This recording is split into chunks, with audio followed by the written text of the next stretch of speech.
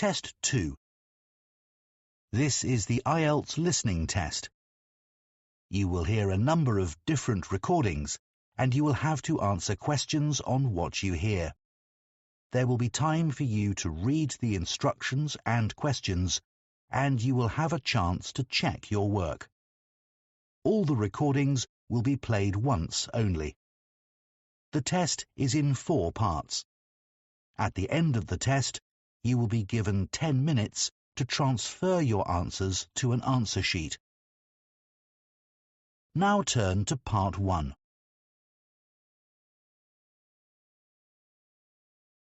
Part 1. You will hear a woman who is caring for her elderly mother talking to a friend. First, you have some time to look at questions 1 to 4.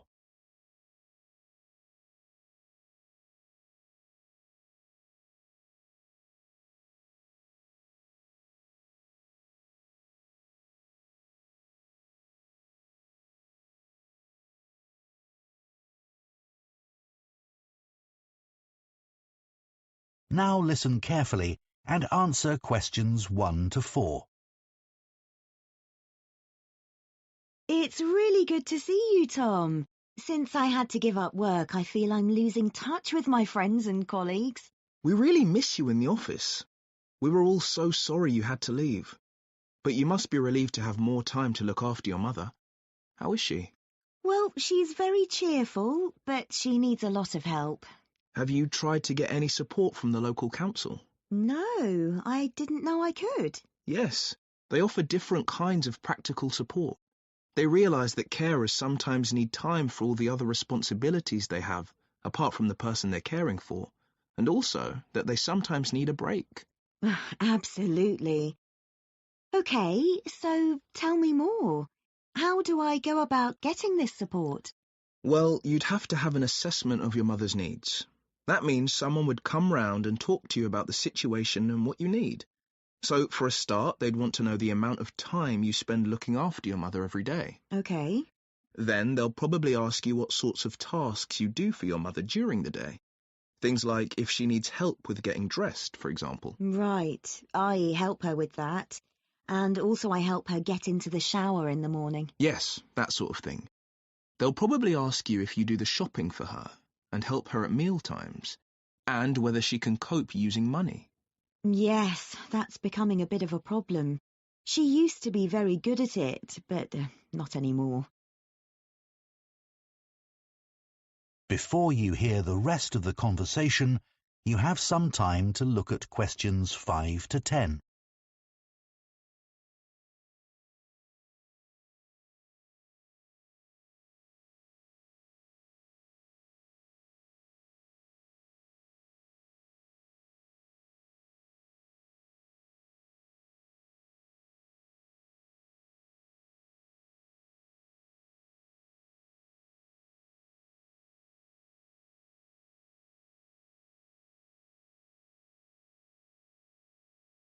Now listen and answer questions 5 to 10.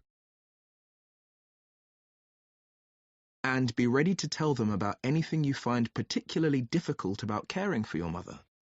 So recently I've noticed she's started to have quite bad problems with her memory. If I wasn't there, I think she'd forget to eat, for example. And often she doesn't seem quite sure what day it is. Yes, tell them about that. And are there any physical difficulties you have caring for her? Lifting her, for example? Yes, she's quite heavy, and I'm afraid of hurting my back.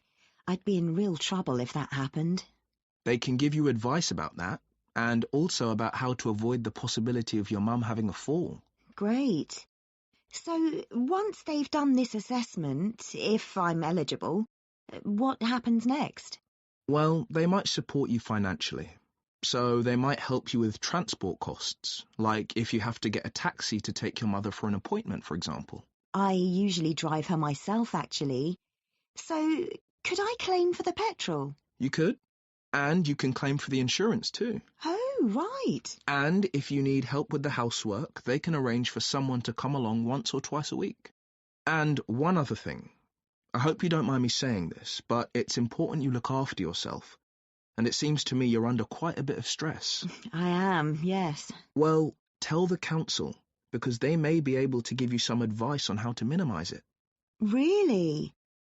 Though, actually, I feel so much better having talked to you. I'll get in touch with the council straight away.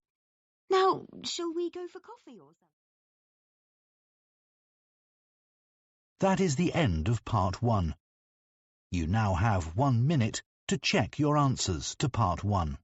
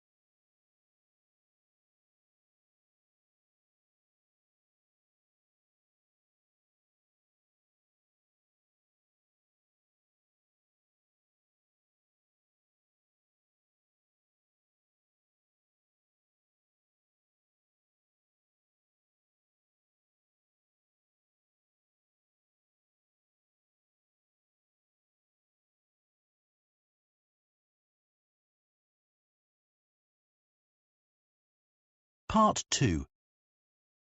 You will hear a man who works for Elmley Town Council talking to some people who want to join the small town's volunteer scheme. First, you have some time to look at questions 11 to 16.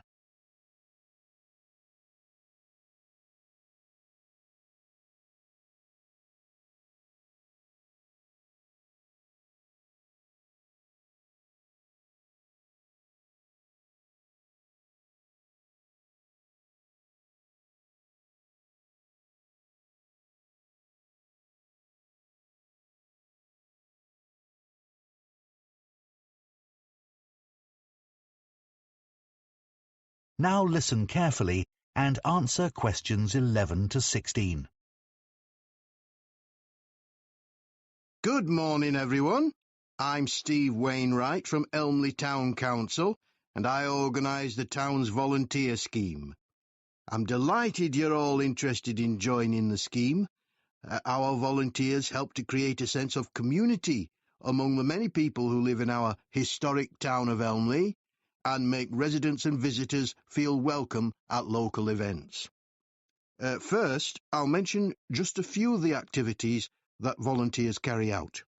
One is to walk around the town centre streets wearing our volunteer T-shirt.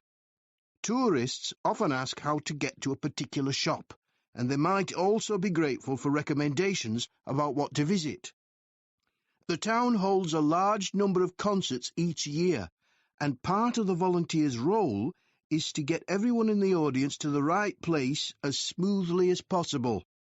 You'd be surprised how many people buy tickets, then don't check them, and head for the wrong section of the hall. Volunteers may get involved with community groups, such as sports clubs or gardeners' associations. Here, the volunteers talk about how groups can help each other. For instance, a writing group might want to travel to another town to hear a talk by a well-known author, but may not know that another club has a coach they could travel in. The town produces a monthly magazine, and anyone who lives in the town can send in articles. It's free to residents and is paid for by local businesses. That's the responsibility of the council's advertising department. We depend on volunteers, though, to find out what people think of events they've attended, and any suggestions they have for the future. The volunteers then send a summary to the editors. There are a number of clubs for retired people, and every year the council arranges lunch for all the members. The volunteers welcome the guests, and when everyone's sitting down and relaxing after the meal, some volunteers put on a show, usually around half an hour of songs and short plays. The club members really welcome the chance to chat to the volunteers at these events. The town council has a website, of course, and volunteers are asked to help by making sure residents know about it.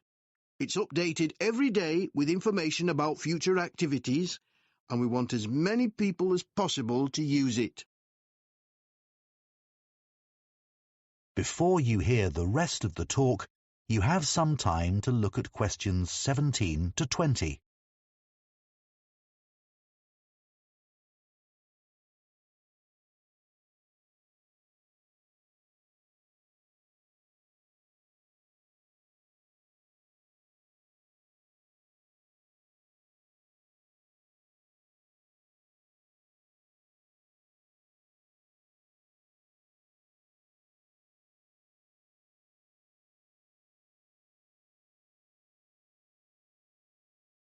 Now listen and answer questions 17 to 20. OK, now you know some of the things our volunteers do. I'll go on to some practical matters. As you probably know, the town arranges 3 major festivals every year, and they all depend on a large number of volunteers. The book festival lasts 3 days and uses several venues which all need volunteers. More are needed for the music festival because that lasts a whole week, and even more help is required for the science festival, even though it's only 2 days long. It involves quite a lot of venues, though. It's a good idea to help at the festival you're most interested in, because you can attend most of the events for free. We try to use volunteers who are flexible, though, because some festival events are held outdoors, and the weather may affect the size of the audience and even whether the event can take place, so there can be changes at short notice. What's essential, though, is being able to get on well with other people and also to deal with someone who's behaving badly, as occasionally happens. Our plan is to get you all working in September, after a week's training starting on the 2nd. So we'll be timetabling you for duties the following week from the 9th onward. Later, in the week beginning September 23rd, we have a chat with each of you to find out how you feel about being a volunteer and what extra support you need. As a thank you to the volunteers, we arrange an annual event. In recent years, we've had a party in the town hall, and last year, a barbecue in Chamber Park. Our forthcoming event is a trip along the canal from here to Dewhurst and back. It's on Saturday, September the 28th, and if you'd like to attend, you can sign up once you start work. Now, this is the volunteers' T-shirt. That is the end of Part 2. You now have 30 seconds to check your answers to Part 2.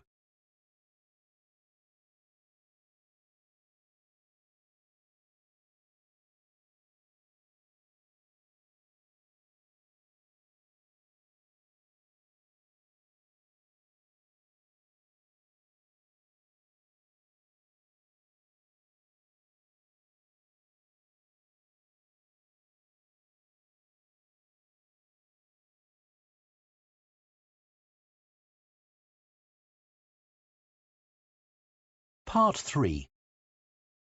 You will hear 2 students called Rosie and Colin discussing their human geography assignment. First, you have some time to look at questions 21 to 25.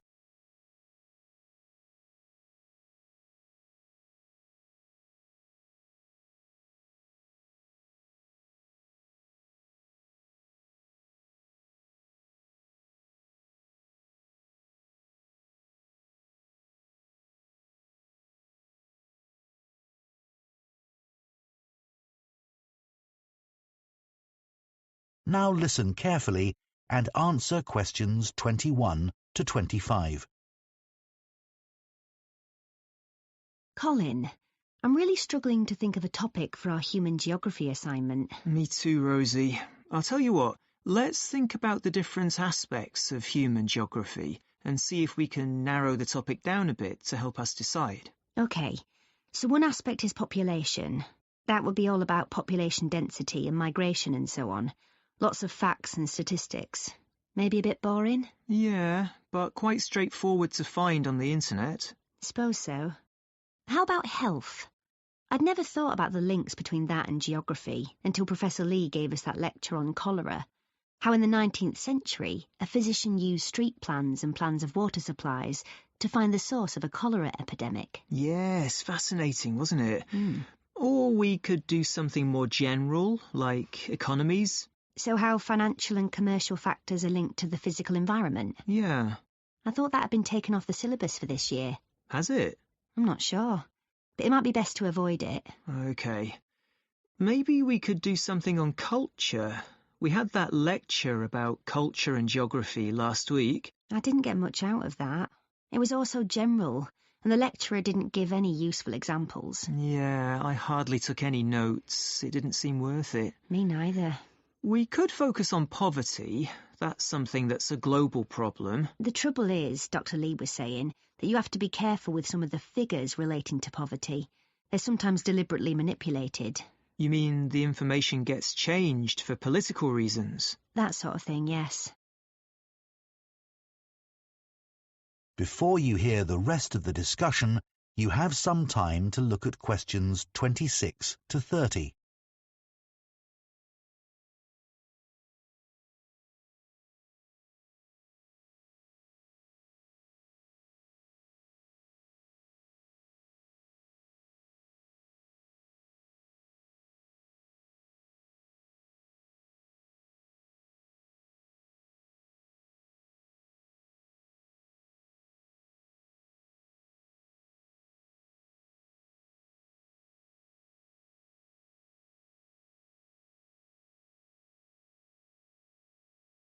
Now listen and answer questions 26 to 30. So what are we going to do our assignment on? I'll tell you what, one of the possibilities we haven't discussed is urbanisation. And now over half the world's population lives in cities. That's really important. OK, good idea, Rosie. Let's do that. I love living in a big city, but of course there are problems. Things like theft and robbery? Yes, but where I come from, that's linked to another more serious issue, which is that a lot of people don't have jobs. That's getting worse and worse. And we also still have quite a lot of people who are homeless, though that's not quite so bad as it was. It'd be nice to talk about some positive developments, like some of the new developments on the outskirts of cities. Yeah, they've opened some massive new shopping centres outside my city. Yeah, the same with mine. But it's meant a lot of the shops in the city centre are closing down. But the outskirts are ideal for buildings that need a lot of space, like for conferences. They've opened a couple of big ones. Yes, we've got some too. It'd be nicer to have more facilities for things like football too, but that's not happening where I live. Same in my area. We could include something about developing disused industrial sites. It seems like a good idea because you're not doing any harm to the natural environment. Yeah, but aren't the buildings architecturally significant? Not really. And what people forget is that they often used quite dangerous materials, chemicals and things, which haven't been properly cleared away, so the whole site has to be made safe. That can't be cheap, and I bet it's often not budgeted for. You're right. Have you read about Masdar City? In Abu Dhabi? Yes. It was designed to be a green city, wasn't it? That might be a good example of a city which set out to depend entirely on renewable energy. Yes, we should say something about that. It was designed to be totally pedestrianised too, wasn't it? With the transport underground. Yes, and they had big plans for recycling to reduce waste to the lowest possible level. But let's stick to talking about power sources. Then there's that eco-town in England, Green Hill Abbots. It set out to conform to the usual principles, sustainability and so on. A lot of people were against it at first. They said the plans were unrealistic. I'm not sure how far they've got with it. I'll check. Right. So it looks as if we have a sort of plan, and we can work from... That is the end of part 3. You now have 30 seconds to check your answers to Part 3.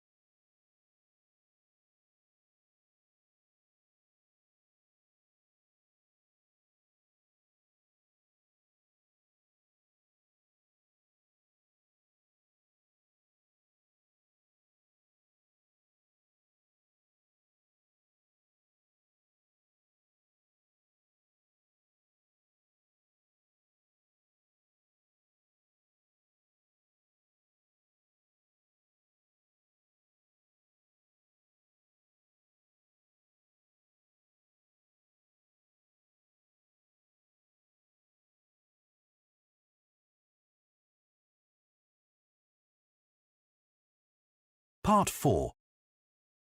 You will hear part of a food science lecture on fashions in food. First, you have some time to look at questions 31 to 40.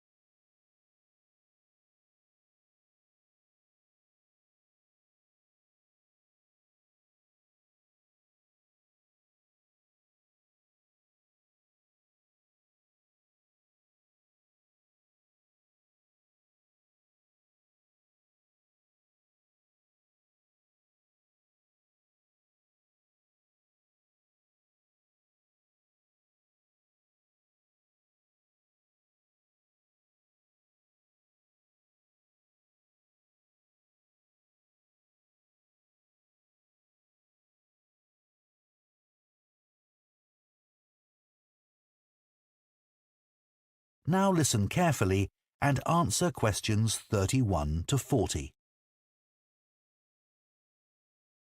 There are trends in food much as there are trends in clothing.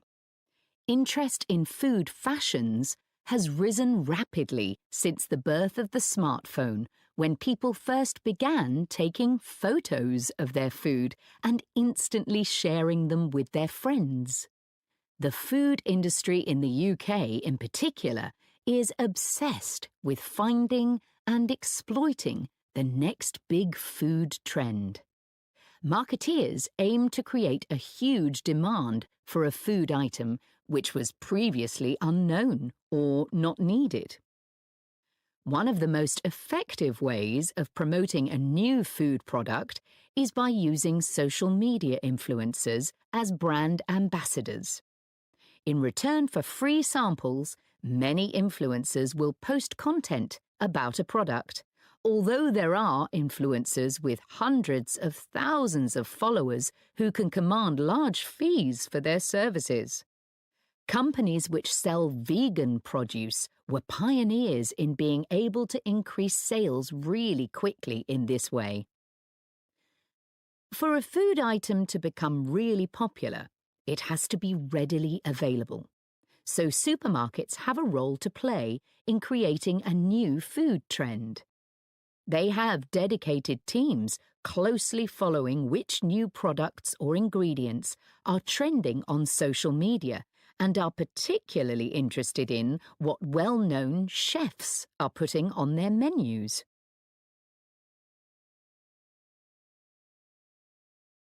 I'd like to look at a few examples of marketing campaigns which were really successful in launching a new fashion trend. Starting in the 1990s with the avocado. A British PR company was hired to raise its profile and stimulate demand. They paid for a group of journalists to travel out to South Africa to meet avocado farmers.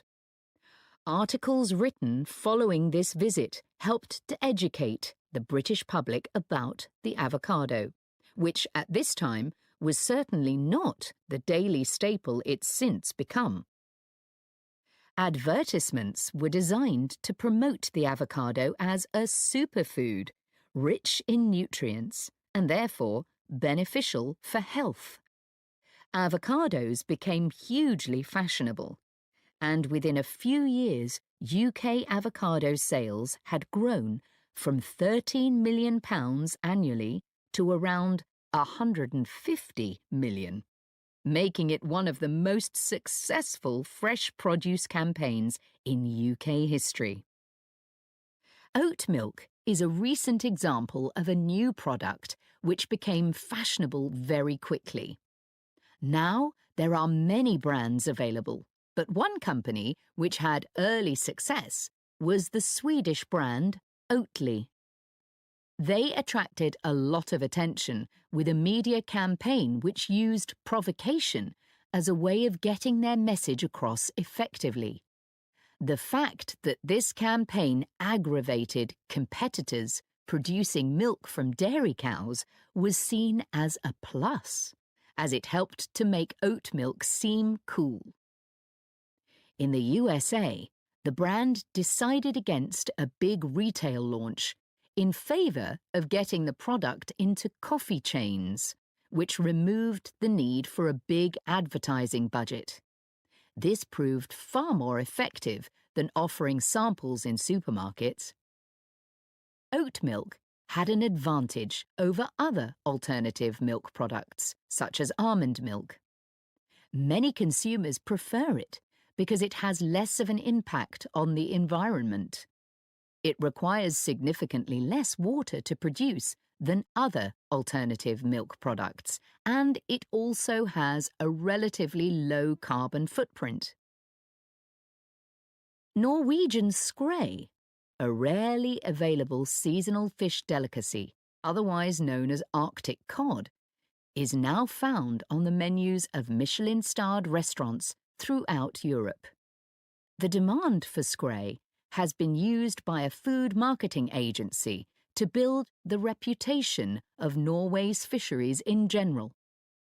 Marketing surveys have shown that a significant number of shoppers now associate Norway with excellent seafood.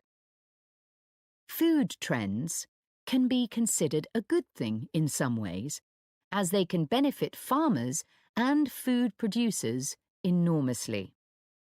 The public can also be encouraged to buy things which are more sustainably produced.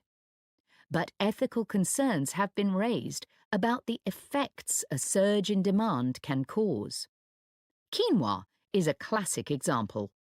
This plant is native to Peru, and when demand peaked some years ago, the price soared, making it unaffordable for local people. While the popularity of quinoa has benefited farmers financially, there have been other negative consequences. As demand grew, farmers began working the land all year round in order to produce more quinoa. One issue has been that the fertility of the soil decreased dramatically, which could potentially lead to desertification in some areas. Another example would be the case of... That is the end of Part 4. You now have 1 minute to check your answers to Part 4.